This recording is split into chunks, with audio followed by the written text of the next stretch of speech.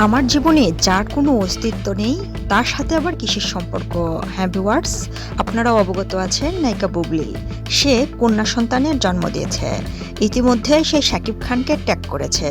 দেখা যায় শাকিব খান তার সিনেমা প্রচার রকস্টারে ব্যস্ত। তিনি দিনের পর দিন ঘন্টার পর ঘন্টা তার সিনেমা প্রচার করছেন তার ফেসবুক ওয়ার্ল্ডে।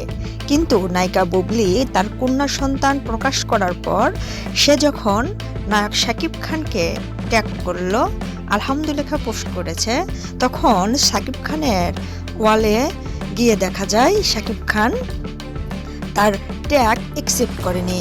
বরং শাকিব খান যে দিনের পর দিন তার রকস্টার সিনেমা মুক্তি পেয়েছে সেটা পোস্ট করে যাচ্ছিল, প্রচার করছিল ফেসবুকের মাধ্যমে, কিন্তু সেই পোস্ট দেওয়াও অফ করে দেয়।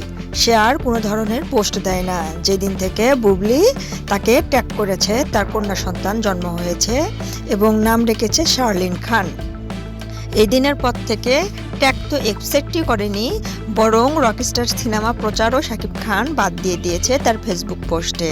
হ্যাঁ ভিউয়ার্স, শাকিব খান গত কয়েকদিন আগে সে একটা টক শোতে বলেছিল, অর্থাৎ সাংবাদিকদের মুঠোফোনের মাধ্যমে সে বলেছিল, আমার জীবনে যার কোনো অস্তিত্ব নেই তাকে নিয়ে আবার কিসের সংসার। হ্যাঁ দর্শক, শাকিব খানের এমন মন্তব্যর পরই নায়িকা বুবলি যখন আবারও কন্যা সন্তান জন্ম দিল এবং শাকিব খানকে ট্যাগ করলো, নাম রাখলো শার্লিন খান। এদিকে অপু বিশ্বাসের ওয়ালে ভিজিট করলেই কিন্তু দেখা যায় অপু বিশ্বাস একটা বার্তা দিয়েছে। সেই বার্তাটা গুপ্তচর বার্তা হিসেবেই বলা যায়।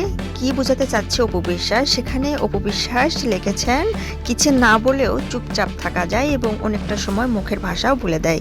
তাহলে নেটিজনরা মনে করছেন তাহলে হয়তো বা অপু বিশ্বাস নিজেও তিনি আগামীতে সুসংবাদ দিতে যাচ্ছেন। মানে অপু বিশ্বাস এবং শাকিব খানের ঘরেও নতুন একটা অতিথি আসছে, এমনটাই বোঝা যাচ্ছে।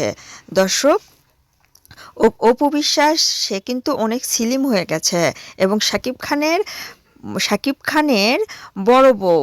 এবং একটা সংবাদ সম্মেলনেতে যখন অপু বিশ্বাসকে সাংবাদিকরা বুবলির কন্যা সন্তান নিয়ে প্রশ্ন করে, তখন বুবলি দেখা যায় দর্শক অপু বিশ্বাস দেখা যায় দর্শক চুপচাপ থাকে এবং মাথা নত করে নিজ দিকে থেকে তাকে থাকে।